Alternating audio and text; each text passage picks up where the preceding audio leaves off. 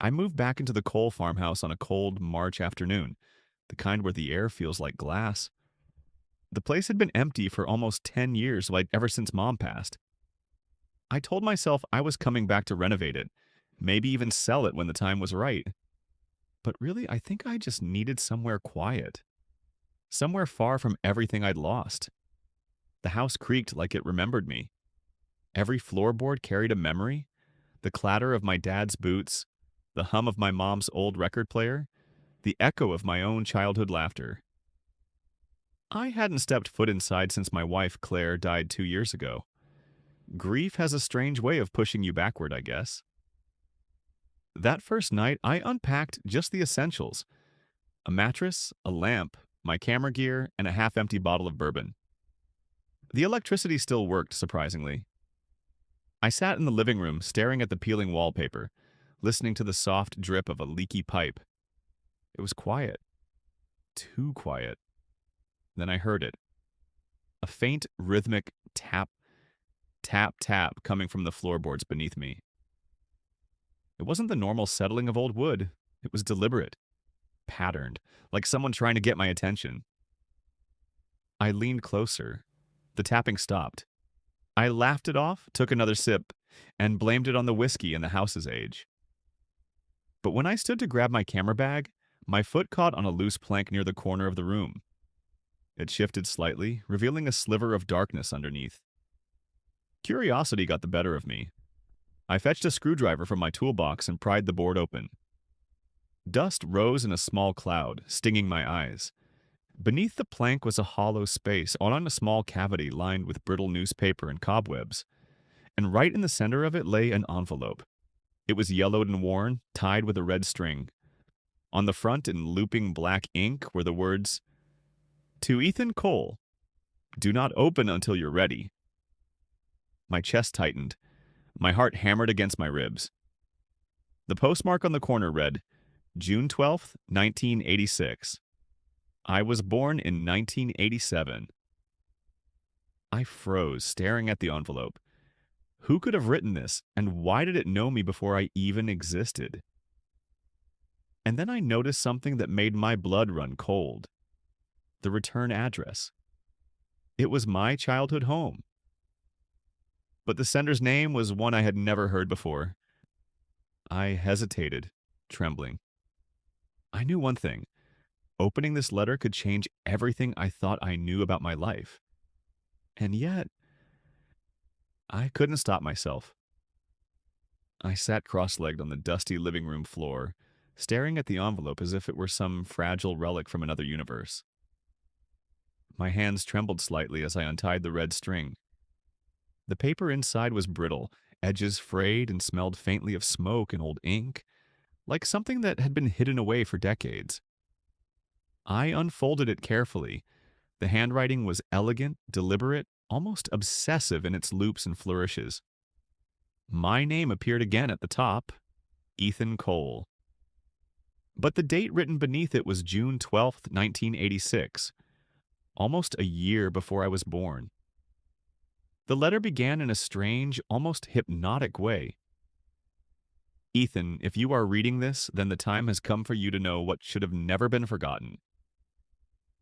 I swallowed hard. Who wrote this?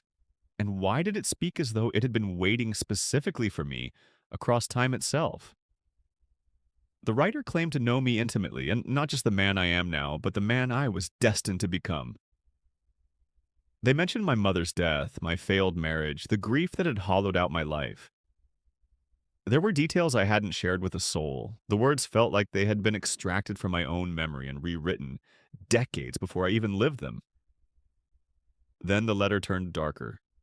It warned me of a presence, something that lingered in the corners of my life, unseen but always watching. It spoke of choices I would make, choices that would either protect or destroy everyone I cared for. And at the bottom of the page, there was a simple instruction. Do not ignore the sound beneath your feet. It is not the house you hear, but what it hides. I froze. My mind flashed back to the tapping that had led me here. The sound beneath the floorboards wasn't random, Eleni. It was a signal. Someone, or something had been trying to reach me. But who? And why now, 37 years later? I stood slowly and walked to the loose plank. My hands hovered above it, almost reluctant to touch the old wood again. Something inside me told me that the answer was just beneath. I had opened the letter, and yet it felt like I was still only seeing the tip of the iceberg. As I leaned down, a faint, almost imperceptible scratching began beneath the floor. It wasn't random. It was deliberate, like the letter had promised. My heart started pounding, and then I realized in a cold jolt of fear, the scratching wasn't coming from inside the house at all. It was coming from under the foundation. I couldn't sleep that night. Every creak and groan of the old farmhouse set my nerves on edge. The letter's warning and the scratching from beneath the floor consumed my thoughts. I kept picturing the plank I had pried open, the cavity beneath it, and now the possibility that there was something far larger, something alive, waiting below the foundation. By morning, I was back in the living room, flashlight in hand. My camera lay on the couch, forgotten. I bent down again to inspect the loose plank. The hollow beneath it seemed smaller now, almost insignificant. Yet the letter's words echoed, "Do not ignore the sound beneath your feet." I crouched and shined the light into the cavity. Dust motes danced in the beam. Then I noticed it, a thin seam in the concrete floor under the corner of the living room. It was nearly invisible, as if it had been covered by decades of neglect. My pulse quickened. This had to be it, the source of the sound. I fetched my crowbar and began prying at the seam. The concrete gave way after a few hard attempts, revealing a narrow staircase spiraling downward into pitch-black darkness. The air that rushed up smelled of damp earth and decay. I paused, gripping the flashlight tighter. "Ethan," I whispered to myself, shaking. "What the hell are you doing?" But some force, curiosity, fear, or stubbornness pushed me forward. Step by step, I descended. The staircase was cramped. Every step creaked dangerously. Halfway down, I noticed scratch marks on the walls. They were old but deep, almost claw-like, etched as though warning me to turn back. At the bottom, I stepped into a small, hidden room, barely large enough for one person. Dust-covered furniture lay scattered around, an old writing desk, a rocking chair, and stacks of yellowed papers tied with string. The walls were lined with photographs, black and white images of a young woman who looked eerily like my mother. But each photo was dated earlier than I would have thought possible, some as far back as the 1950s. On the desk, an open journal caught my eye. The handwriting was identical to the letter I had found. My hands shook as I picked it up. The first page read, "If you have found this, Ethan, you are closer than ever. But beware, some truths are meant to remain buried. What you will see tonight may change everything you know about yourself and the people you love. Do not ignore the walls." A sudden thump echoed above me. I froze. The floorboards upstairs shifted slightly, as if someone, or something, had just walked across them. Then I heard it, a whisper almost inaudible coming from the darkness behind the desk. "Ethan, you shouldn't have come here." The whisper sent a chill racing down my spine. I froze, flashlight trembling in my grip, the beam cutting jagged lines across the hidden room. My heart hammered so loud I was sure the entity, whatever it was, could hear it. I told myself it was my imagination. Shadows have a way of playing tricks, especially in houses like this. But the whisper came again, clearer this time, unmistakably human. "Ethan, listen carefully." The air grew heavy, almost suffocating. I strained my ears, my mind grappling with what I was hearing. Then I noticed the journal on the desk had shifted slightly, as if moved by invisible hands. I crouched, brushing off decades of dust, and read further. The entries were addressed to me, written long before I existed. They spoke of events that would shape my life. My mother's death, my marriage to Claire, and a shadow that had followed our family for generations. It begins with your bloodline, one entry read. They will come if the pattern continues. You must break it, Ethan. You have the choice, but the clock is running. The scratching sound from the floorboards upstairs started again. Only this time it was accompanied by footsteps. Slow, deliberate. Not someone walking normally, but pacing, like a predator circling its prey. My mind screamed at me to run, yet curiosity rooted me to the spot. I flipped through more pages, discovering sketches, bizarre, almost ritualistic symbols, etched around my family home. My childhood memories collided with the images.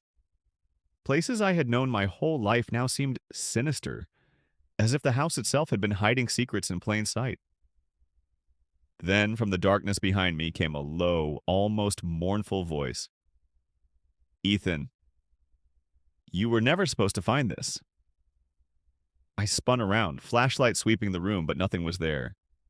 Yet the temperature dropped sharply, my breath visible in the beam. And then I noticed a figure, or rather, a shadow, lingering just beyond the reach of the light. It moved against the angle of the walls. Impossible. Unnatural. A cold dread settled over me. I realized I wasn't alone, and the entity wasn't just watching. It had been waiting for me, for decades. And then, as I took a hesitant step backward, the floorboard beneath me groaned and cracked. The floorboard groaned beneath me like a dying animal. My flashlight trembled in my hand as the shadow lingered, impossibly still, and the chill in the air deepened. My pulse thundered in my ears. Every instinct screamed at me to run, but the letter in the journal demanded my attention. I had come too far to turn back now. I crouched low and reached for the journal again. My fingers shook as I traced the words. There is one who has always guarded the truth. The secret keeper waits for you. Listen carefully, Ethan, for time is slipping. A sudden creak above made me flinch. The footsteps weren't pacing anymore. They were coming closer. Whoever or whatever what was upstairs knew I had descended. The air felt like ice against my skin. I whispered under my breath, "Who are you?" The response came immediately, though not in words. A soft rustling from the far corner of the hidden room drew my eyes to a small alcove partially covered by shadows. There, an object caught the dim light. A wooden box, carved with symbols identical to those in the journal. It seemed almost alive, pulsing subtly as if breathing. I approached it cautiously, and as I lifted the lid, a deep sigh echoed from the walls. My eyes widened. Inside the box were dozens of letters, some folded neatly, others crumpled and yellowed with age. And at the top, a small, worn photograph of my mother, young, smiling, with eyes that seemed to hold secrets I was never meant to know. The letters were addressed to her, each signed by the same mysterious writer from my letter. My hands shook as I read snippets. Warnings, confessions, pleas to stop something terrible from reaching our family. They spoke of a pattern, a curse, something that had haunted the Coles for generations. A whisper, urgent and cold, came again. You found the letters. Now you must understand. The keeper is waiting. My mind raced. Was the keeper a person, a spirit, or something else entirely? I felt the weight of centuries pressing down on me, as if every decision I had ever made had been leading to this moment. And then I heard it. A voice low and commanding, directly behind me. Ethan, do you know what will happen if you fail? I spun around, heart in my throat. The shadow had moved closer. The room felt smaller, the darkness thicker. I could barely breathe. And then I saw it. A figure stepping from the shadows. Not fully human, not entirely ghost. Its eyes glimmered with a knowledge that should have remained buried, and it whispered my name in a voice that chilled me to the bone. You are late. The figure stood in front of me, cloaked in shadows, its eyes glowing faintly in the dim light of the hidden room. My hands gripped the journal tightly, but it felt almost useless now. a feeble shield against whatever I was facing. The air around me pulsed with an unseen energy, heavy and suffocating. "You are late," it repeated, its voice a strange mix of human and something else, reverberating deep in my chest. "Decades late." I swallowed hard, trying to steady my voice. Who, who are you?" The keeper's eyes seemed to pierce through me, weighing my soul. "I am the guardian of the pattern," it said, its voice echoing like a chorus. "Your family has carried a burden, Ethan. A shadow that grows with each generation. The letters, the warnings, they were meant to prepare you. But preparation alone is not enough." My pulse quickened. "A shadow? What do you mean? Why me?" "It is not why, but when," it replied. "The curse begins with choice, with neglect, with the mistakes of those who came before. Your bloodline has always been marked, and now it reaches its peak, the moment when one wrong step could unleash it fully." I looked down at the journal, at the letters I had uncovered. Names, dates, sketches, symbols, all of it pointed to the same terrifying truth. My life, my family, my existence was tied to something far larger than I had ever imagined. "You must decide," the keeper said, stepping closer. Its form flickered as though made of smoke and shadow, yet it was undeniably present. "Will you break the cycle, or will you let it consume what remains of your family?" I shook my head, disbelief mixing with fear. "How?" I I don't even know what I'm dealing with." "You know more than you think," it said. "The house remembers. The floorboards remember. And the letters? The letters remember too. They will guide you, but only if you are brave enough to follow where they lead." The scratching beneath the floorboards returned, faster this time, almost frantic. I realized the sound had grown louder as I spoke. Whatever was lurking below wasn't patient, it was aware, it was moving. The keeper leaned forward, whispering so close that its breath felt like ice on my neck. "Tonight you will either discover the truth or become part of it." Before I could respond, it vanished, leaving the room darker than before, the journal trembling in my hands as if it had its own heartbeat. And from the staircase I heard it.